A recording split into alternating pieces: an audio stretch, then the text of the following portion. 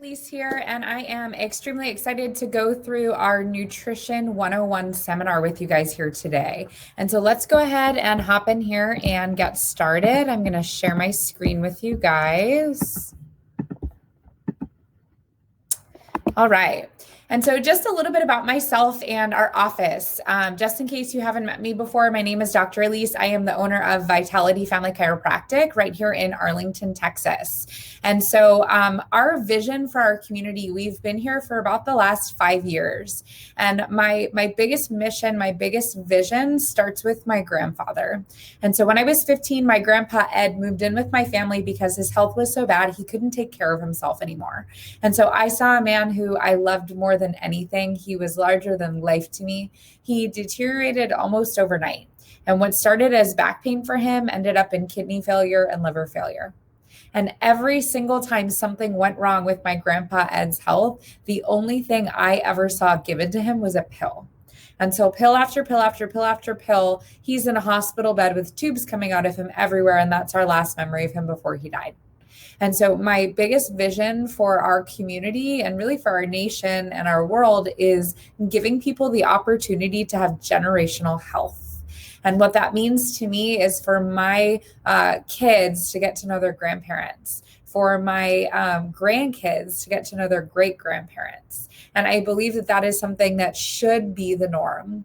And so we always say in our office that we want less pharmacies and more farmers markets, less medications and more meditation, less hospitals and more gyms, less sick days and more family days. And so the idea behind gaining your health back is understanding that your health is your number one asset.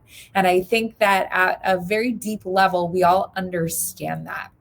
And so the purpose of today's workshop here is to talk more about nutrition and how that plays into your health overall. And so we're going to start with your car philosophy, because most people, especially if you have perhaps a little bit more of an expensive car, they put a lot of time, effort, and maintenance into their car. You go and you get your oil changed every single X amount of miles. You probably get your car washed or wash it yourself. You certainly do the certain check-ins that your car has for maintenance at, again, X amount of miles. And so you take care of your car. And the reason you take care of your car is because you don't want a problem with it. Because if you have a problem with your car, guess what? That costs a lot of money. It's a lot of grief. And sometimes it's a lot of time too. And so at the end of the day, can we all agree that sometimes we take care of the things that we spend money on better than we take care of our own bodies?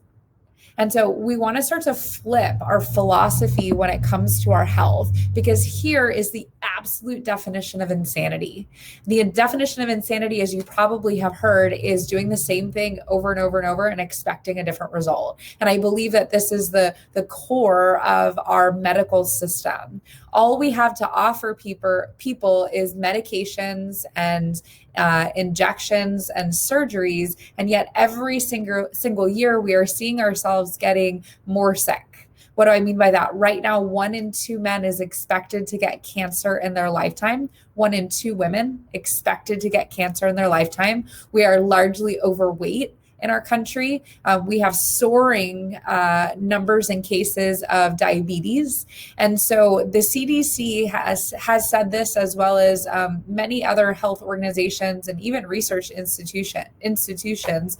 They point to our lifestyle as being a huge factor when it comes to our health. So check this out. The CDC says eliminating 3 risk factors, just poor diet, inactivity, and smoking, could prevent heart disease and stroke in your body by up to 80%, could prevent diabetes by up to 80%, could prevent cancer by up to 40%. And that is just poor diet, inactivity, and smoking. What if we add on conscious stress reduction? What if we detox our lives? What if we make sure that we have great nerve supply to every single cell, tissue, and organ in our body? How much could we impact these numbers and make them greater? And I believe that up to 95%, based on different papers that I've read, up to 95% of chronic disease is 100% preventable and reversible based on how you're treating your body overall. And so I think we're starting to recognize these days that our bodies are not static, they're very dynamic. And what that means is if your body can develop a disease, guess what? It can reverse it. And many times that starts with our nutrition. And so we need to develop a new health philosophy for ourselves. Most people take an outside in approach, not because they're necessarily choosing that, but because that's just simply the way that we have been brought up. What do I mean by an outside in approach?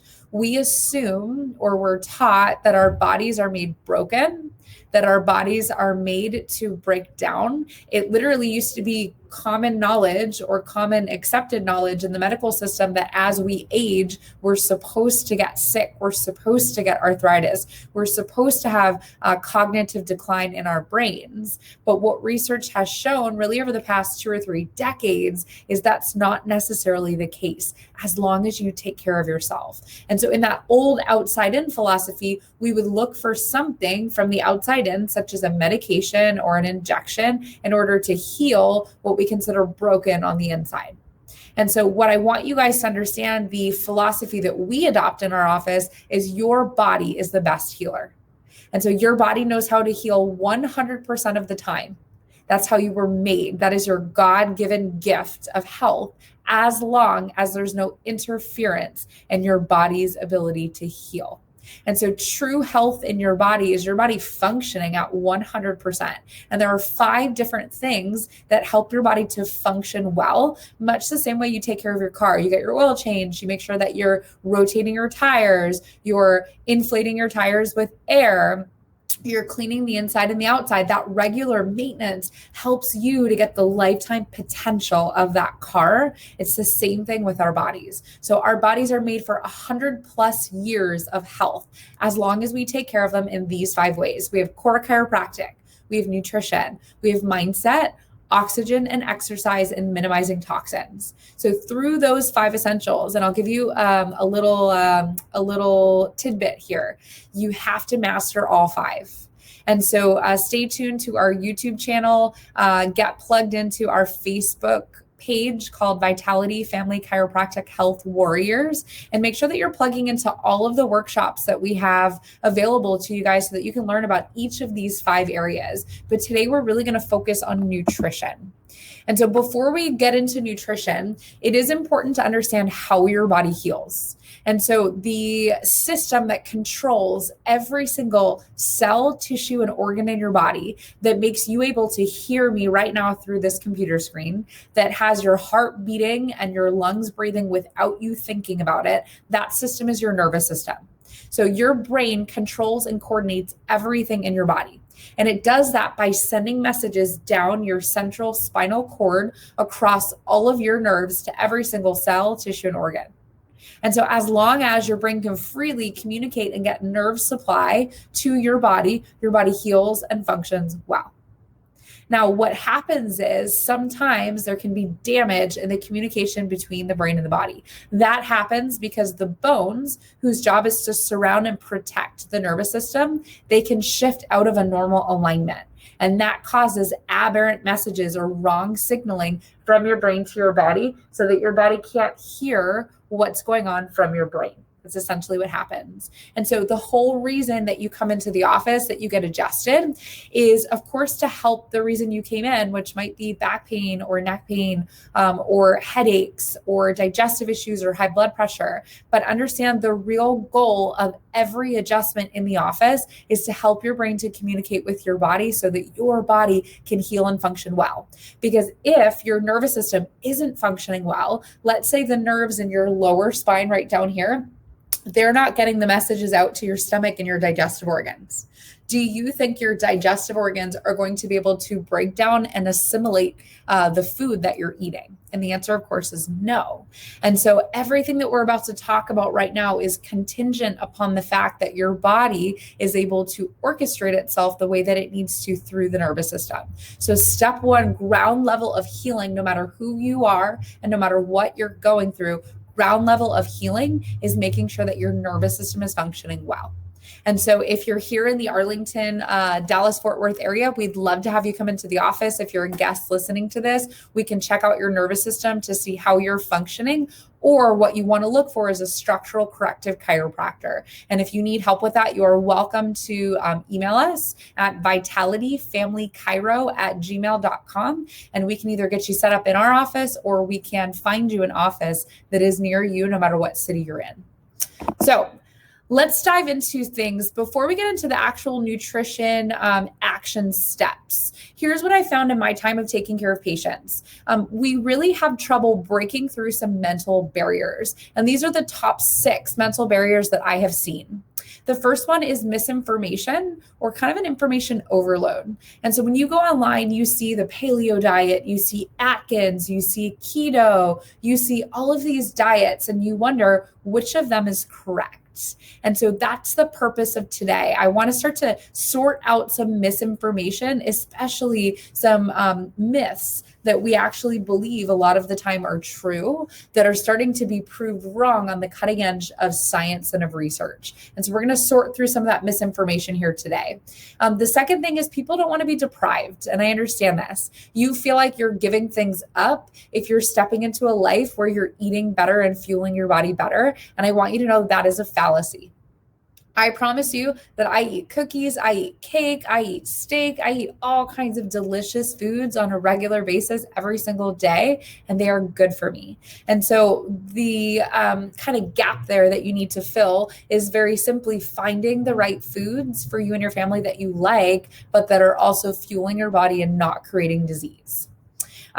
One of the mental barriers is definitely doing a short-lived goal versus a value change. And hopefully you're going to learn some really great life-changing information today that's going to start to set in your values a different way of looking at your food. Because we don't want you to just have a goal to, let's say, lose 10 pounds. That's not the idea. The idea is to create a lifestyle. Right? The idea is to create a change in your lifestyle that's sustainable so that you can continue to reap the results of that habit. A lot of people also tend to have budget concerns. They think eating healthy costs too much. Again, complete fallacy. You just have to learn how to shop.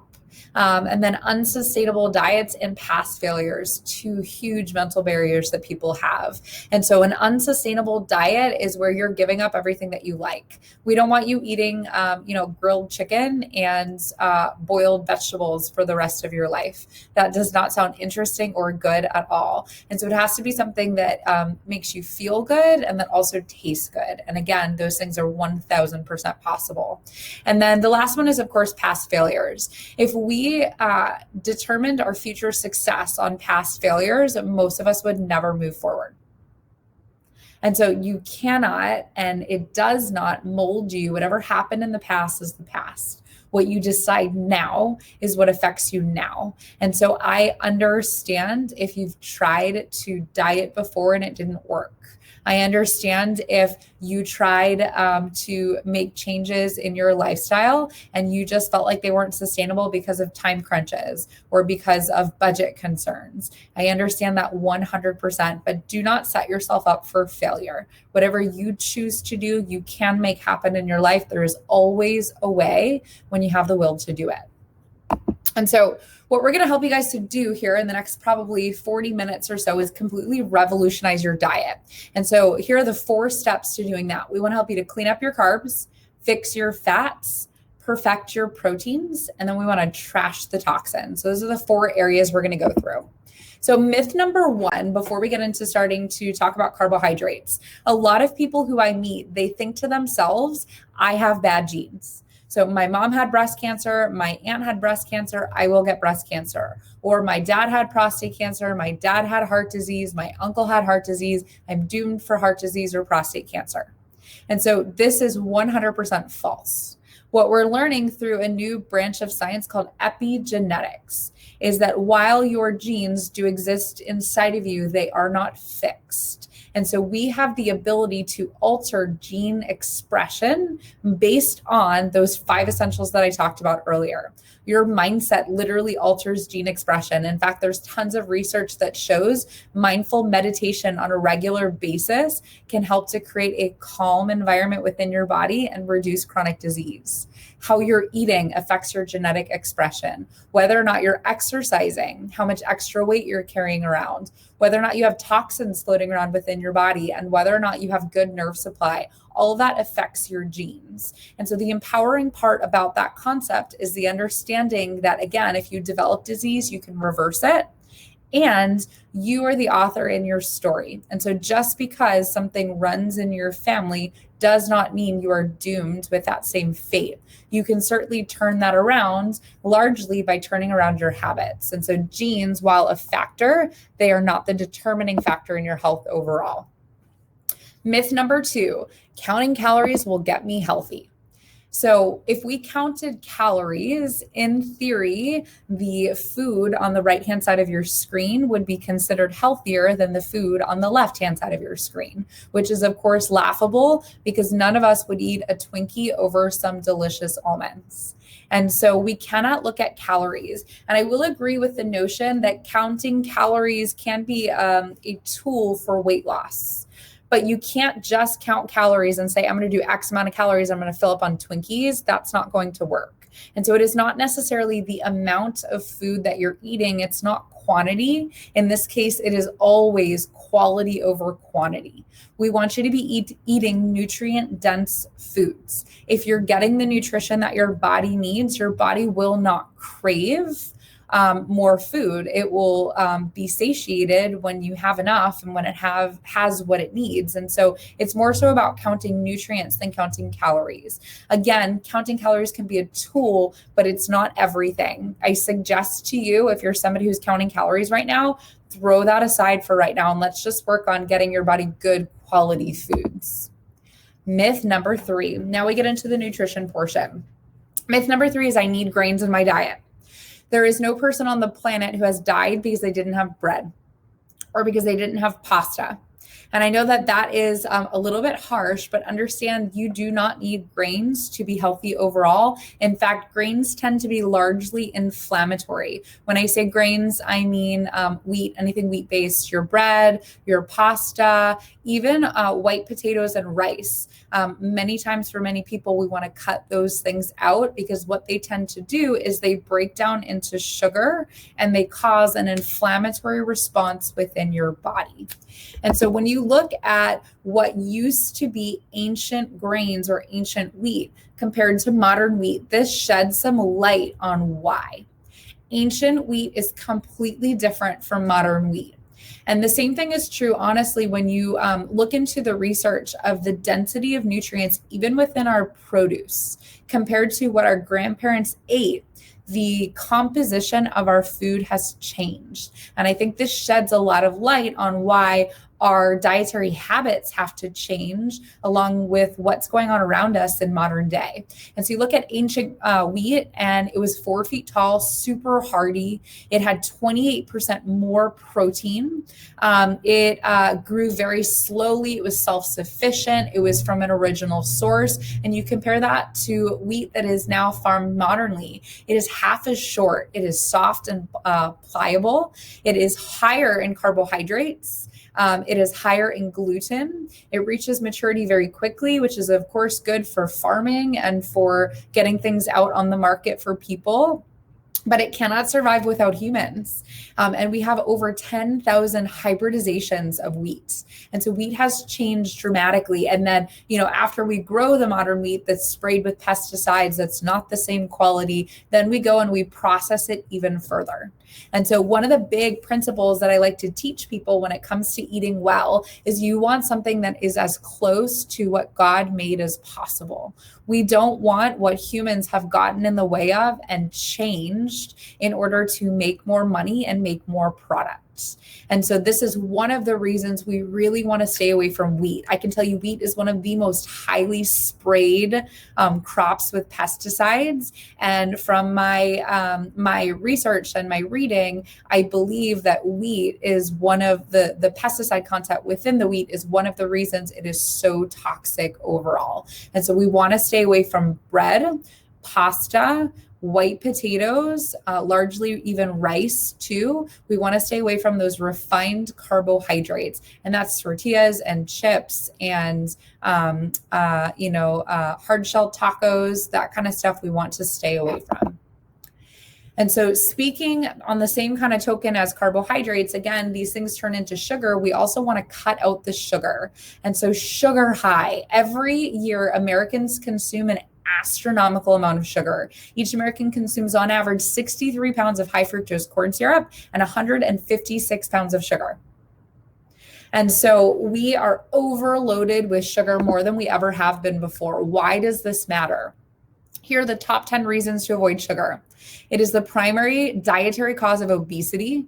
And again, 2/3 of Americans are overweight or obese. And it's not just adults these days. It is children who are obese in childhood. And that is causing way more risk of things like cancer and heart disease, high blood pressure, diabetes. And that's already starting in adolescence, many times with children in this country. It increases the acidity of the body, causes inflammation. It is an underlying reason for high cholesterol, for hormonal and metabolic imbalances. It is a fast track way to getting diabetes these days.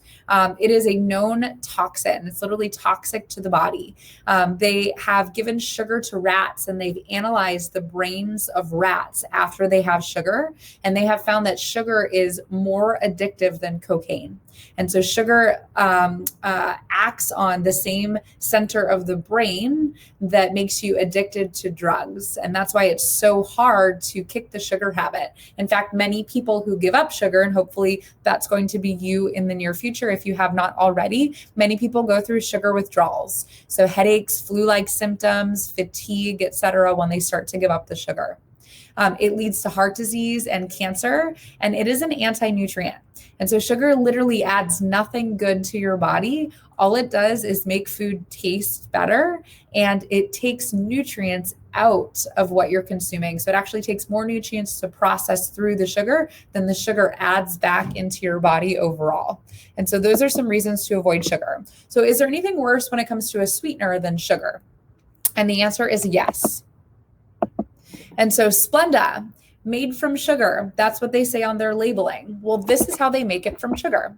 And so sucrose is titrated with titryl chloride in the presence of dimethylfuramide and 4-methylmorpholine, and then the trilated sucrose is then acetylated with acetic anhydride, and then the resulting trypsa is then chlorinated with hydrogen chloride in the presence of toluene, and the resulting 4-PAS is heated in the presence of methyl isobutyl ketone with acetic acid, and the resulting 6-PAS is chlorinated with thionyl chloride in the presence of toluene, and benzyl triethyl ammonium chloride is then the resulting TOSPA is treated with methanol in the presence of sodium methoxide to finally produce sucralose.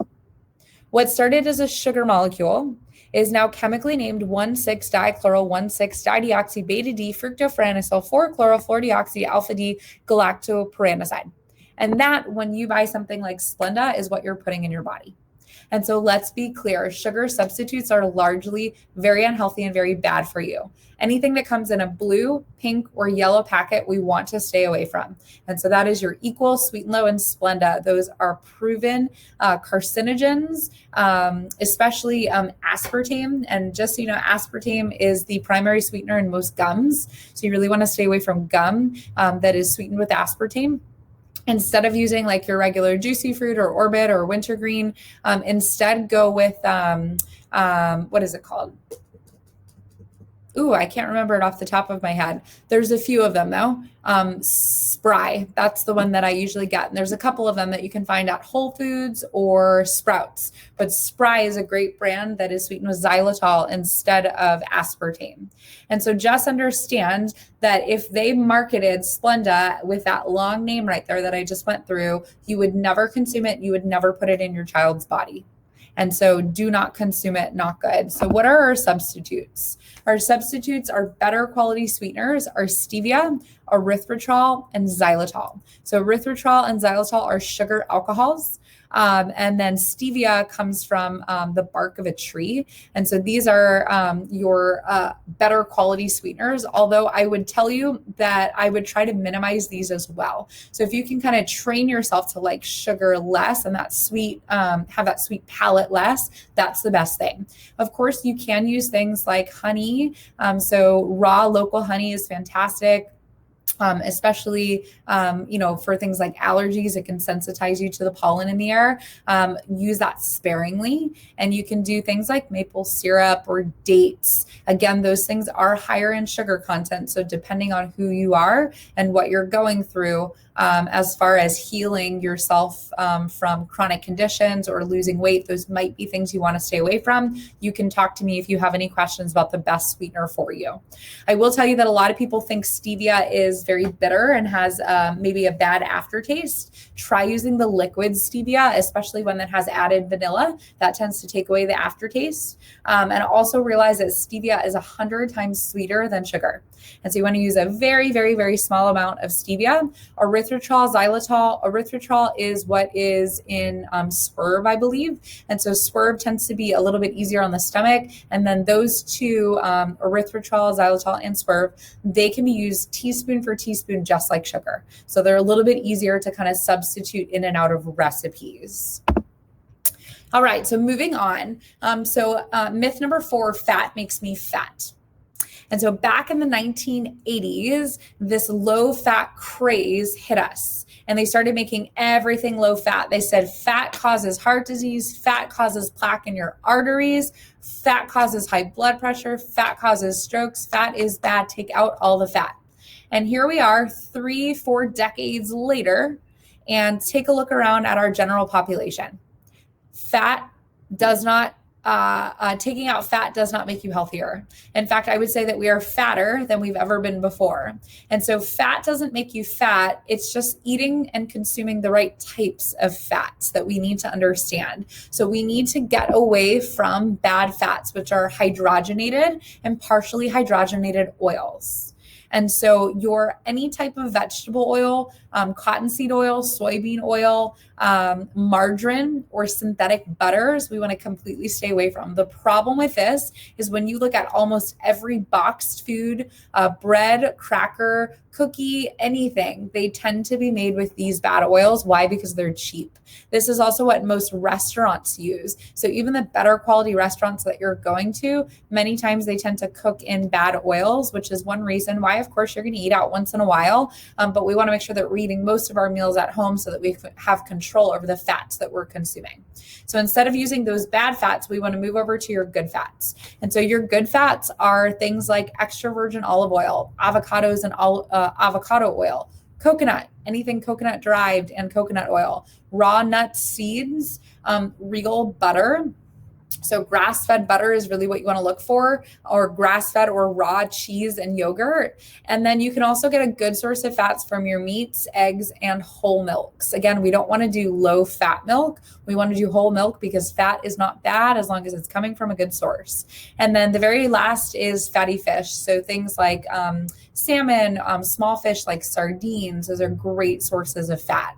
My note for you on extra virgin olive oil is that it should be cooked with at very low temperatures. High temperatures with that olive oil will get it to its smoke point, and it will change the configuration of the fats, and it will make it become a bad fat. And so extra virgin olive oil should be cooked with at very low temperatures. I enjoy more so cooking with butter and coconut oil. Coconut oil can be heated a little bit higher. All right, moving on. Our myth number 5 is red meat causes heart disease, cancer, osteoporosis, and kidney disease. So stay away from red meat. Let's all become vegetarians. And so I say this is a myth because it is not meat that causes heart disease. It is the quality of meat. And so when you start to look at conventionally raised meats versus organically raised meats, when you start to look at meat, there's 2 distinct problems. The first is toxic bioaccumulation. The first is the feed that we're giving cows is sprayed with pesticides, and they're injected with hormones. And so they have all of this toxicity that gets inside of them. And you've probably heard before that we as humans store our toxins in our fat in our bodies. Well, guess what? They store toxins in fat in their bodies. And then we slaughter them and we put the meat out to the market, and then we consume their toxic fatty meat. Not good. So that's the first, is toxic bioaccumulation. But the second, and I think even more astounding, is when you look at the essential fatty acid ratio. So we're talking about omega-3s versus omega-6s. So the ideal essential fatty acid ratio in a person is 1:1 to 4:1. Most Americans are not 1:1 to 4:1, they're 20:1. Way outside of the normal ratio of essential fatty acids. And so when you look at grass-fed meats versus conventionally raised meats are anywhere from 21 to 25:1. So they're in that inflammatory ratio of essential fatty acids. So essentially they have more omega-6s than omega-3s in them.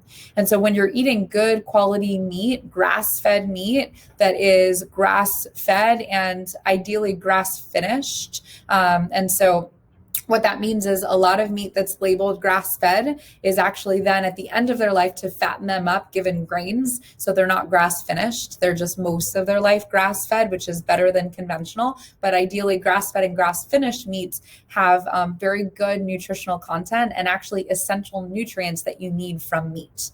So should you eat meat every single day? Ideally not. I think that it should be in moderation, along with some good quality fish, and then a ton of vegetables. But can you have some red meat once in a while? Absolutely, yes. If you're going to choose not to have red meat, do your research. It doesn't mean that you should be loading up on the carbs. That's what a lot of vegetarians and vegans tend to do. Instead of having meat and all of these, cheese, eggs, etc., they tend to load up on pasta and rice and bread, and all of those things I feel are very much more harmful for our bodies than meat is in the first place.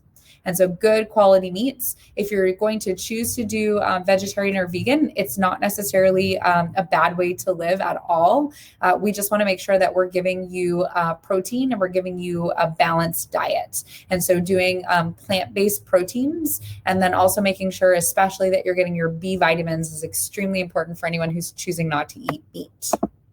So a lot of people ask me when we look at buying like organic and good quality animal products, they ask me, they say I'm on a budget, so where should I start? And I always tell people to start with your animal products. I will never buy conventionally raised animal products ever again. And so what you're looking for in your packaging is, again, grass-fed beef and really grass-finished. You want to look for free-range chicken, wild-caught fish. And then as far as your dairy goes, you really want to look for grass-fed on your dairy also. The cows, of course, grass-fed that are making the milk, grass-fed when it comes to your cheese. And then when it comes to your eggs, you want to look for pasture-raised. So pasture-raised is your kind of keyword there on your eggs.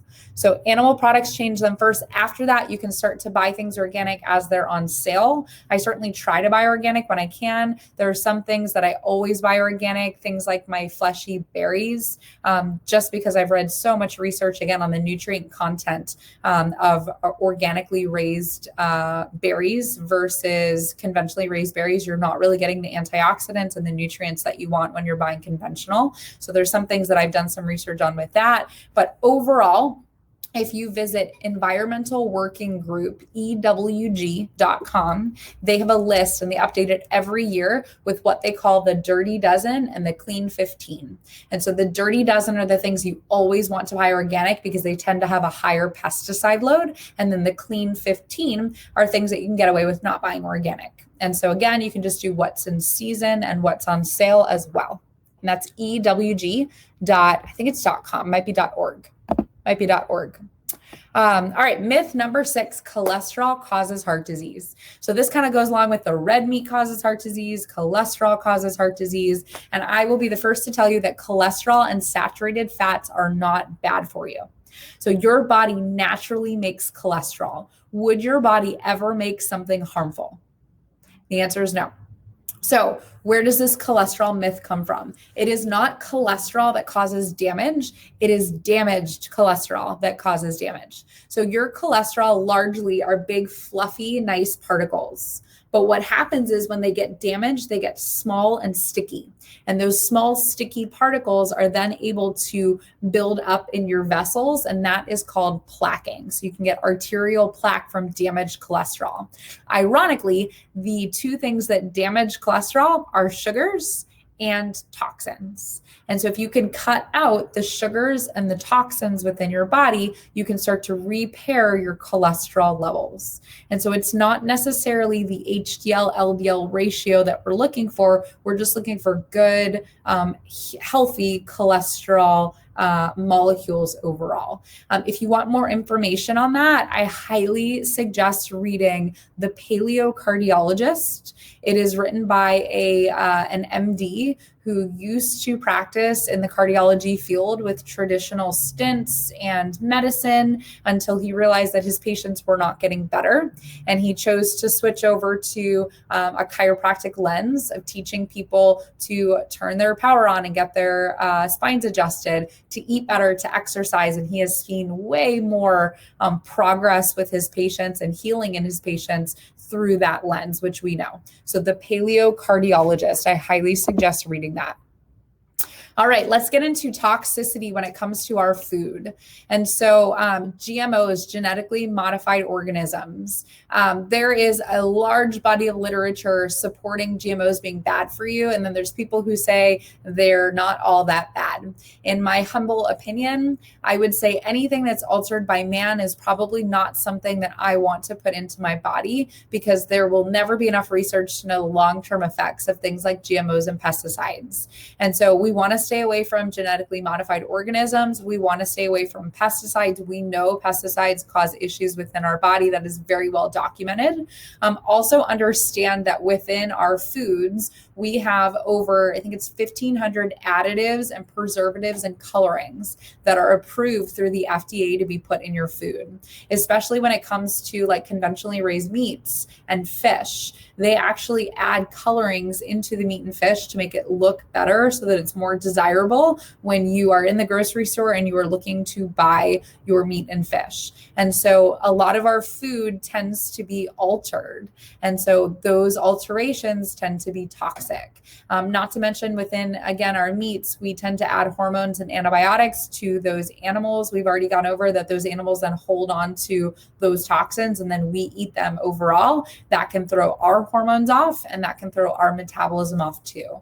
And so just another reason to get good quality protein and to try to get organic as much as possible and non-GMO as much as possible.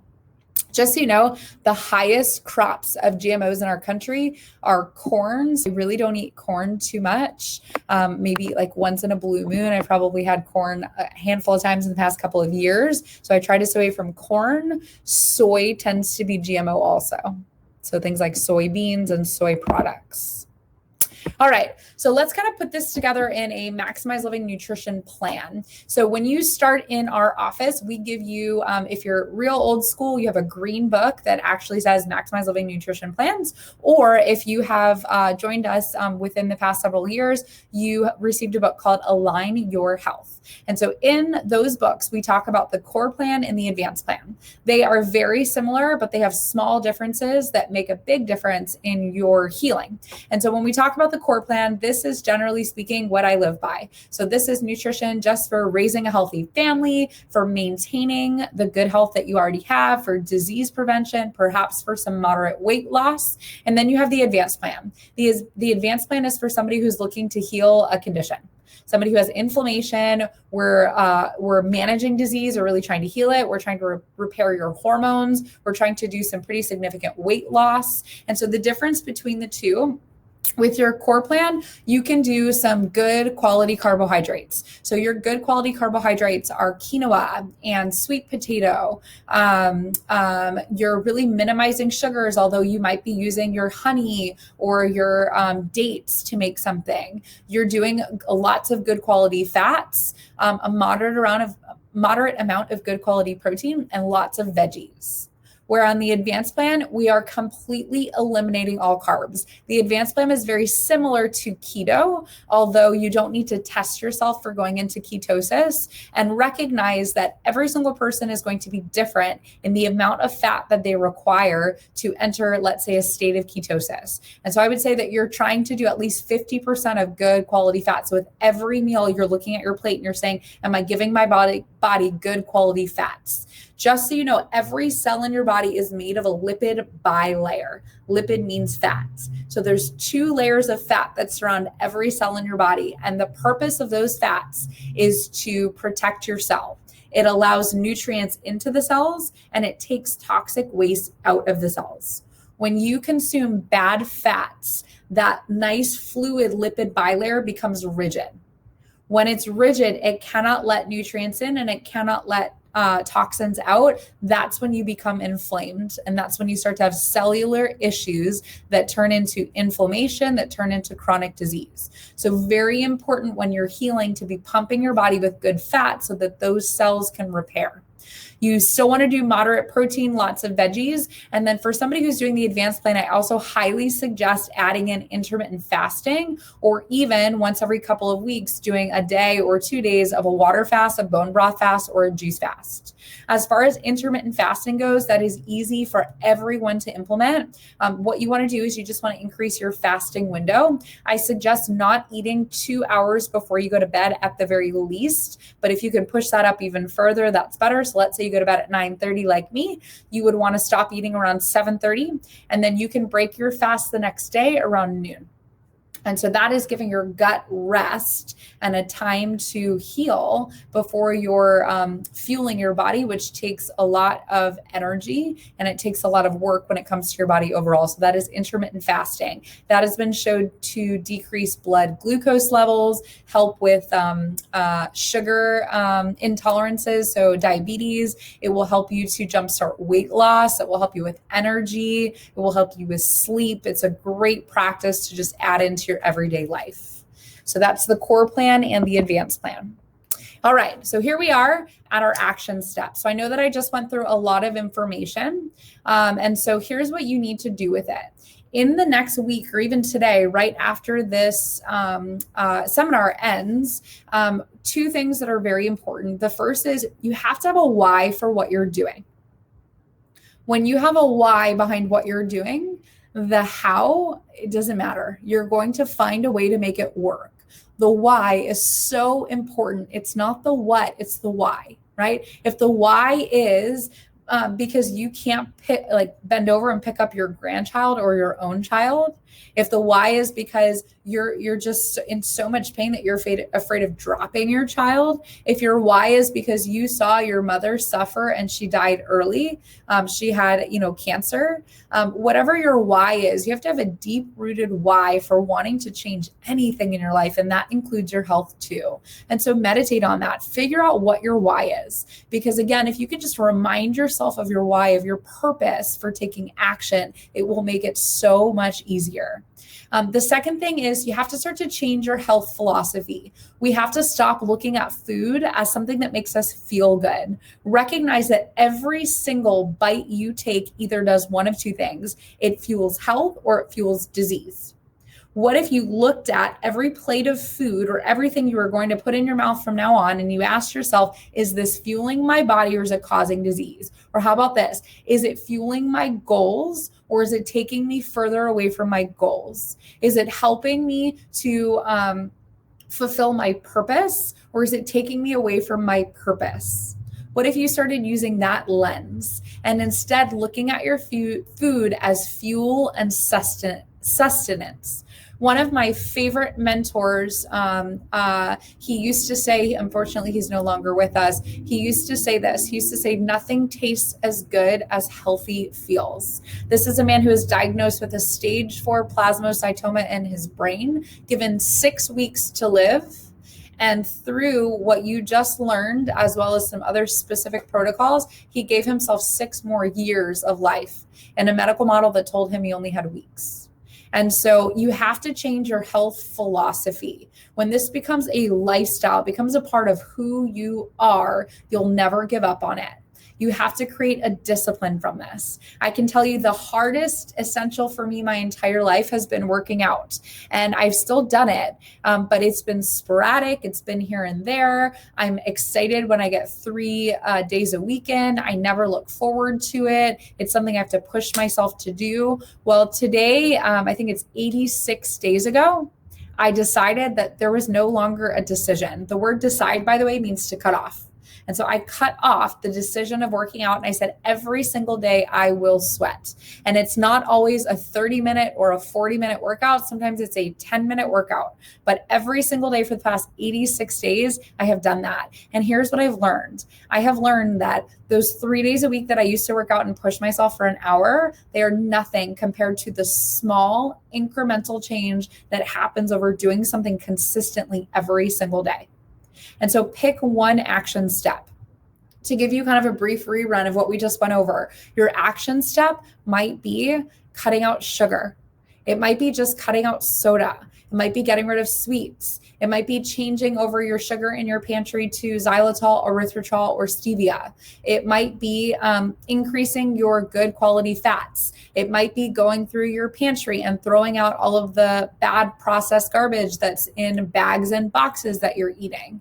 It might be coming into the office and looking at our Vitality Family Chiropractic recipes, or opening the blue Align Your Health book that you've never looked at before and making some recipes in the back. It might be drinking more water. That's very important. It might be committing to buying better quality meat products and dairy products. It might be committing to educating yourself on buying pesticide-free foods and getting things more organic if you can. Pick one thing that you're going to focus on and one thing that you're going to do. I can tell you the number one thing out of all of those things that I just said would be, for me, cutting out the sugar. Do a sugar detox. It will completely change your life. If you're wondering why you've been adjusted for the past 6 months and you still have lingering back pain, it's because you're inflamed and you need to cut out the sugar. You need to understand what you're eating is directly affecting your body's ability to heal, directly affecting it. And so pick your one action step and create a discipline and take the decision out of it. Just say, starting on Monday, this is what I'm going to do from now on. This is just how I live my life. They say it takes, on average, about 66 days to create a habit in your life. Do it straight for 66 days and see your life change. And then, of course, just planning and prepping and shopping is very important. I could do a whole nother workshop on war planning your days, meaning taking control of your schedule and making sure you get everything done. But you should be scheduling out your days throughout the week of when you're doing things. When do you grocery shop? When do you do laundry? When do you do things at work? And so spending time planning and shopping is extremely valuable to do overall as well. And so if you can do those things, man, you'll see a big difference in your health. And so, again, guys, I am here for you. If you have any questions at all, please let me know. My personal email address is EliseMaria, EliseMaria, D as in dog, C as in cat, @gmail.com. So if you have any questions, feel free to reach out to me. Also, you can ask questions, of course, here in the office. Your next step might be, if you still feel like you have more questions or you need more guidance, we do food diaries in our office. And so you can complete a 7-day food diary. You can ask the front desk for one of those. And at that time, we can sit down together and I can put together some notes for you to help to coach you through what you should be doing next within your health. And so thanks for tuning in here today. And I hope that you learned a ton. Let me know if you have any questions, and we will see you soon.